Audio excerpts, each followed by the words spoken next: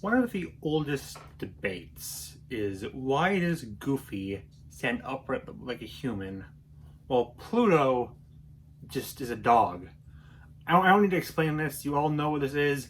Dinosaurs debated this topic. The explanation is actually quite simple though. Goofy is what is called a funny animal, which is basically an animal that acts like a human. Pluto is just an animal. He's a dog. That's it. Simple as that. But then I remembered, this is my godforsaken channel. We're not allowed to be simple here. Goofy versus Pluto is always brought up as being weird, but I'm gonna realize, wow, there's a lot of weird worlds in fiction involving animals. So the more I thought of this, the more I realized how often it pops up. So I'm here today to talk about life, I guess. I don't know, I feel a lot of fictional worlds featuring animals have a lot of weird stuff in them. And by fictional worlds featuring animals, I mean 99% of fiction. Basically any movie, game, TV show, anime, cartoon, for other stuff, I don't know. Basically anything with an animal in it has something weird going on with it. So I'm just trying to break down and make sense of something. Yeah. Let's really dive into Mickey Mouse lore, because that's something I'm doing for my life. Starting with our Lord and Savior Pete, he's a cat. Yet like Goofy and Pluto, there are normal cats like Figaro, who originated in Pinocchio, which is interesting because it also has normal animals, funny animals, and an animal that walks when it's closed but can't speak. In the short Mr. Mouse Takes a Trip, Pete calls out Pluto from hiding by making a cat noise. He specifically states that he learned this from owning a cat. A cat owns a pet cat. We're already tackling that. Oh hey, that rhymed. Also in Goof Troop, he has a pet dog despite his neighbor being a dog. In the comics, Huey, Dewey, and Louie once got mad at someone for putting Donald in a cage because he is, and I quote, non-animal. Then what is he? I always assumed that Donald Duck was, bear with me, a duck. Is he actually a human? There's another comic where Minnie freaks out because there's a mouse in her house. I don't know how to break this to you, Minnie. DuckTales is in the same universe and it plays around with this. There's a scene where Dewey and Webby are feeding actual ducks. I think Panuma's face explains everything. Also, the seagull. There are real seagulls in this world, so how? Also, shout out to Fantasia 2000, which has, of all things, Donald Mother Frickin' Duck as Noah. As in, Noah's Ark Noah, collecting 2 of every animal, which, yes, does include real, actual, normal ducks. I'm pretty sure I said duck more in this video than I've ever said in the rest of my entire life. Walt Disney in the older cartoons banned any use of stereotypical animal attributes, like for example, Mickey couldn't eat cheese. So they were basically just humans in those older shorts. If only he knew what he was setting up. I should double back to what I said in the opening. I already explained animals and funny animals, but there are actually 3 more categories I should bring up. Speech-impaired animals, talking animals, and civilized animals. Talking animals seems self-explanatory, but it's not things like Mickey. It's basically just a normal animal that happens to talk. Usually they can't talk to humans, but sometimes they can. Even in the same universe, it's inconsistent. The first Madagascar film establishes that animals can talk to other animals, but not humans. And the TV show sticks with this. But in the Penguins movie, suddenly this octopus can talk to humans? I guess it's just because octopi are smart? Usually there's an explanation. Chopper for One Piece is a reindeer, but he can talk because he ate a magical fruit. Fair enough. But in the same series, there's polar bears and lions who can talk because frick you! The worst is the starfish. You wanna know why he can talk? Because of a pun. In Japan, man is pronounced hito, and starfish is pronounced hitode. They sound kind of similar, so a starfish can talk. A few Pokemon can speak, but Meowth is the most notable one. He taught himself to talk, which raises the question, if a random alley cat can teach himself to speak, why can't any other Pokemon? Usually the explanation for why animals can talk is just because of magic, but there are a lot of other explanations. The most common is some sort of translation collar. Think of Snowball from Rick and Morty, Tuna Sandwich from Kid Cosmic, or any of the dogs from Up, or even the Crash Bandicoot games, which explains that Cortex gives all of the characters enhanced abilities. And I do just mean enhanced, because we see Crash pre-mutation and he looks the exact same as he does after. There's basically 2 species of animals in Shrek. Normal, everyday ones, and then fairy tale animals like the donkey or the big bad wolf.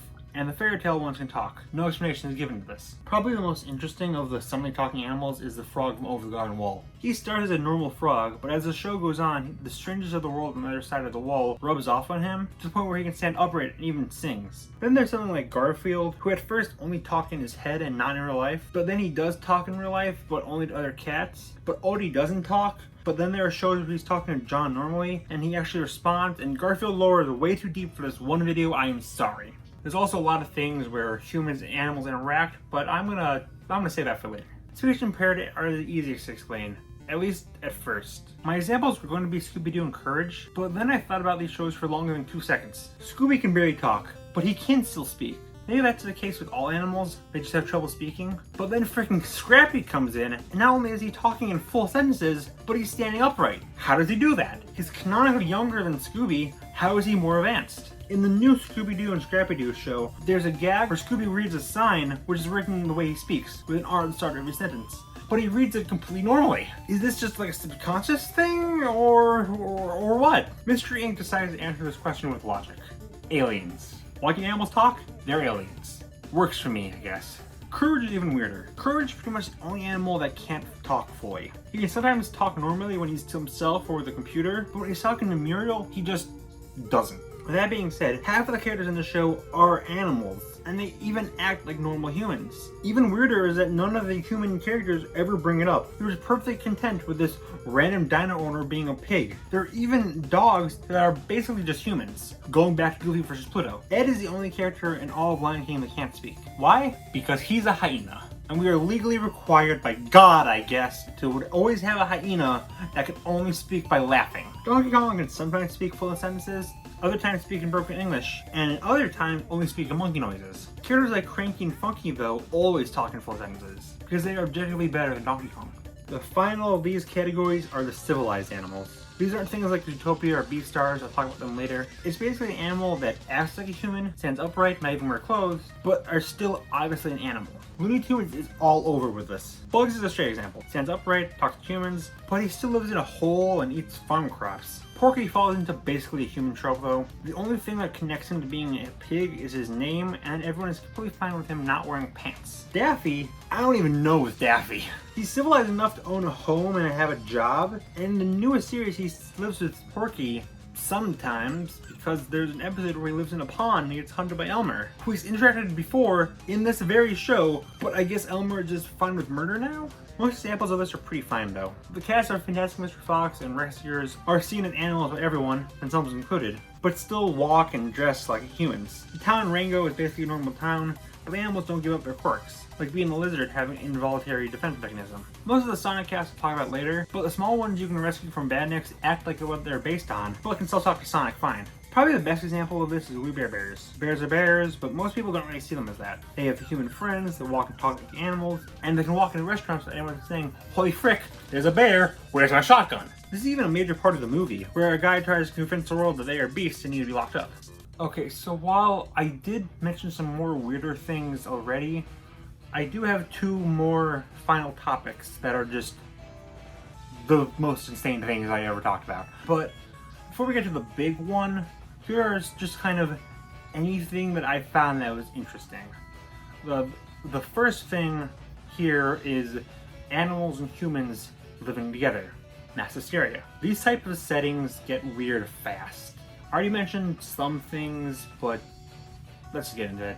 BoJack Horseman is probably the most interesting case. Interspecies relationships, only time I talk about this, I promise, are pretty openly talked about between humans and animals, and a lot of the animal characters are barely even animals, just humans with the heads of them. Though some of them do portray traits of what they're based on, like Princess Carolyn hissing, landing all fours. Animal Crossing is interesting. Not really because of the humans living with animals, but because there's a lot of normal animals that just happen to live around the anthropomorphic ones. What's even worse is that some of them are the same species. You can give a hamster a pet hamster, or a bird a pet bird. You can catch fish in this game, and some of the fish include frogs and octopi, which are also villagers. The weirdest one has to come from one of the elephant villagers, who's a mammoth. And in the museum, you can create a fossil of a mammoth. Welcome to the island, Tucker. I hope you can enjoy our greatest achievement, your Uncle Greg put on display. Regular Show legit does not care in this regard. Mordecai is a blue jay, but he really could just be a human. He never eats like a bird or flies. He really could have been a human, and the show would have been the exact same. Humans exist in this show, so why not? There's also a bunch of normal, everyday animals alongside the more humanoid ones,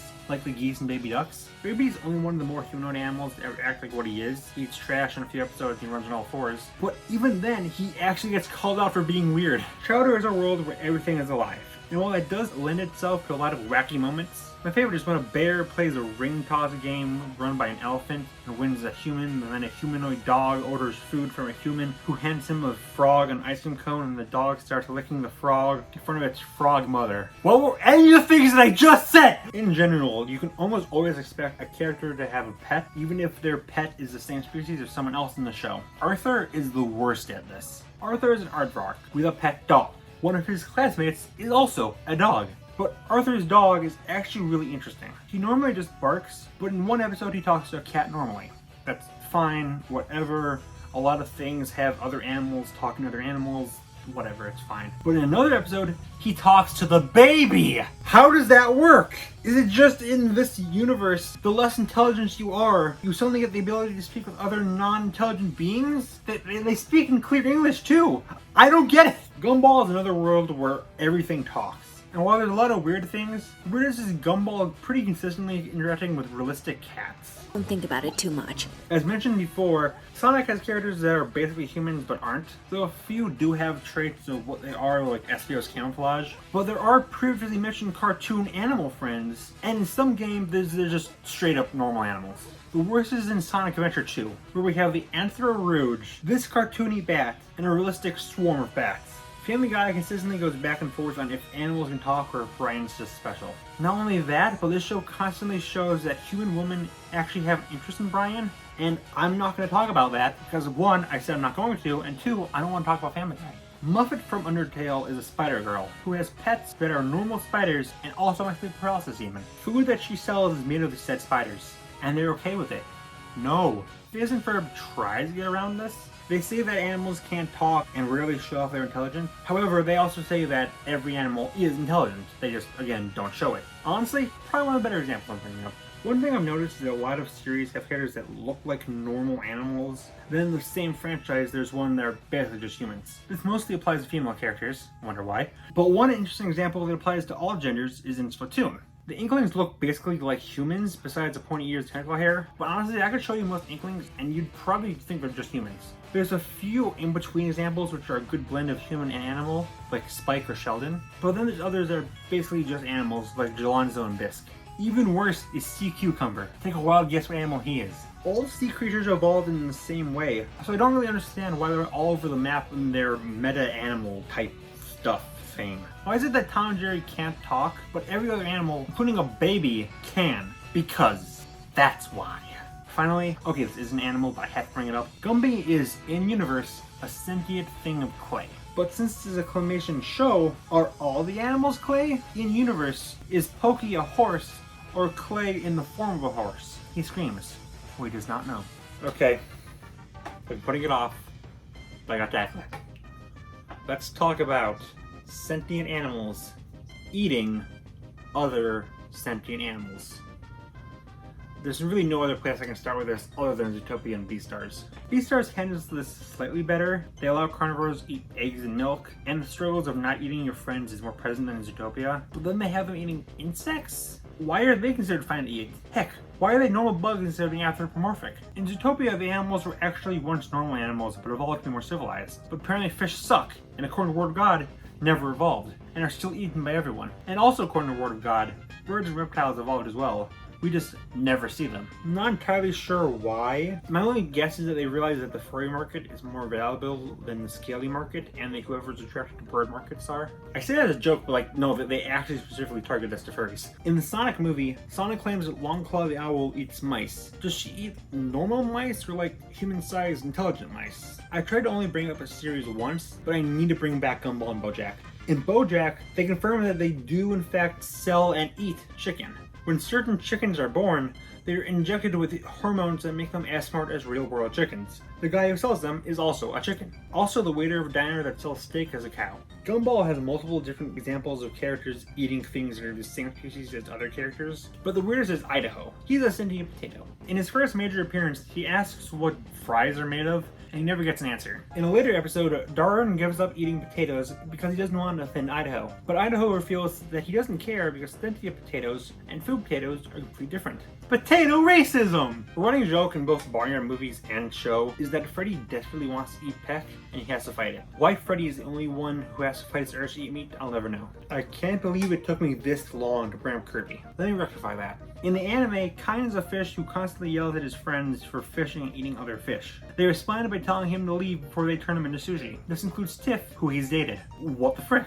In my favorite show of all time, Tough Puppy, we get a flashback of Kitty Catchwell's birthday. A mouse, as sentient as she is a performer at one of her parties. You can probably see what happens next. My favorite part is that this makes Kitty have a higher confirmed body count than all three main villains combined. Going back to the first two examples, I've noticed fish are apparently completely fine to be shown killed, and are usually not anthropomorphic. Even in Little Mermaid, the dead fish that are shown to be served in the song Les Poissons are far more realistic compared to the main characters. A special note of this goes to Brother Bear, where all the animals are able to talk besides for the fish. In the credits, Coda is seen giving a speech about how no animals were harmed, only for Kanye to come in chasing a fish that can actually talk. This really changes this film that no one freaking cares about. Cannibalism is unsurprisingly seen as bad. Even animals that cannibalize in real life are either seen as villains, or it's just not brought up. However, I would like to bring up two weird subversions, both involving pigs, which do actually practice cannibalism. In Porco Rosso, the main character is seen eating ham, but since he's a human transformed into a pig, it's not that bad. The other example is, of all things, Winnie the Pooh. There's a picnic scene where Piglet eats ham.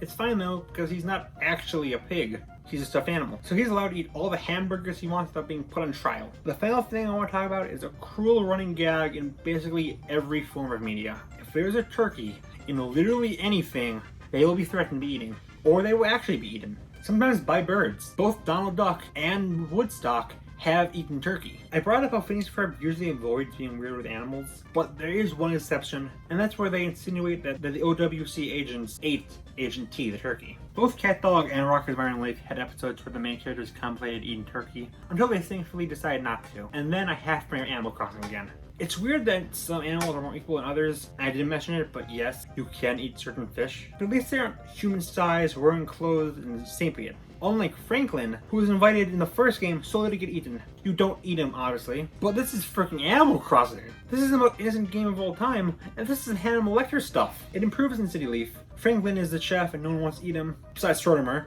who openly wishes to. In New Leaf, he fully becomes a chef and Tortimer retires. So I guess there's a happy ending for him. Okay, so let's go back to where this video originally started. Goofy versus Pluto. Everyone finds it weird that there is a world where humans and animals interact. But is there anything that has both of these, like types of characters, like flying animals and regular animals, and it interacts like normally? Like, is there one where it makes sense, or there's a clear difference between what's funny animal and what's normal animal? And I can only think of one. And it is exactly what you're thinking of. Just try to think a bit. What is known for always making sense, for always following biology and science, and always having strict, extremely strict followings of logic? That's right. SpongeBob SquarePants. Wait, what? Okay, as weird as it is to say out loud, SpongeBob is the only thing I can think of that has constantly had clear separation between all the animals they use. Worms are dogs, snails are cats, clams are birds, and something I'll get to later. Seahorses are horses, and jellyfish are bugs. There's never been an anthropomorphic worm or snail. They've always either been pets or wild animals. The closest they've gone to breaking this is the Alaskan bullworm, but even then, it's still basically a wild animal. It's a wolf to a normal worm's dog. The actual more humanoid characters are clearly defined as being unique as well. There's never been a pet or more realistic octopus, starfish, crab, lobster, whale, starfish, I said starfish twice, plankton, sea sponge, or any other notable sea creature. They've always been the more human creatures we see. We never see anyone with a pet crab or octopus. They've always been intelligent. Besides that one episode where they get devolved, but that's different because those are still the same characters, not different ones. Speaking of that episode though, in a later episode we see more realistic fish, but for one, they're in the real world, far away from Bikini Bottom, and two, in the previously mentioned episode, we're told on Neptune's moon, which can evolve and de-evolve fish, which was likely made by King Neptune so we can have people to rule over. They even handle the two big holdups, humans and food, well. Humans are always portrayed as being bigger than fish and in live action. The only exception is being Mermaid and Martha Boy. And for that, I'm just going to very subtly plug on older videos. As for food, despite the very popular joke that Krabby Patties are made of fish, show writer and voice of characters like Plankton and Larry, Doug Lawrence, has confirmed they were not allowed to ever have fish eat other fish. With one exception, the chum bucket. It's actually fish parts. That's what real chum is, and that's what it is in the show. Though it is never outright stated. That's why every character in the show immediately throws up when they have to eat anything made by plankton. No one ever questions that, say, Mrs. Puff should logically eat Mr. Krabs, or Pearl should eat her squid friend, because that's just how this world works. Now you may bring up the infamous episode One Course Meal, where Krabs scares plankton using Pearl since whales eat plankton, but she's never said to actually eat plankton in the entire episode, so that really does nothing. It could explain why Mr. Krabs has her as a daughter, clearly not the same species. Maybe he adopted her to keep plankton away from his restaurant. Also, you may question this guy in the episode Karate Choppers who's seen fishing, but remember, clams actually double as both birds and fish in this universe, and since we see Spongebob and the crew fishing for them in the episode Clams. I've mentioned before that Stephen Hillenburg was a marine biologist, so he did put some thought in this world, but even seasons with no involvement from him kept pretty strictly to this rule. Again, there's no flying animal, snails, clams, or worms, or normal animal, lobsters, whales, or octopi. What I'm trying to say is SpongeBob has a better thought out world than Zootopia and Beastars. So, that was a video.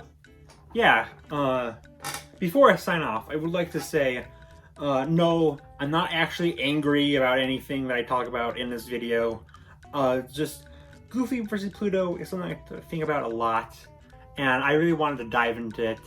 Again, I'm not angry about anything I talk about here. Most of these are just done for comedy, or they just don't really matter in the story of these shows or games or movies, whatever I talk about. It's just for fun, and that's it. Have a good day, and peace.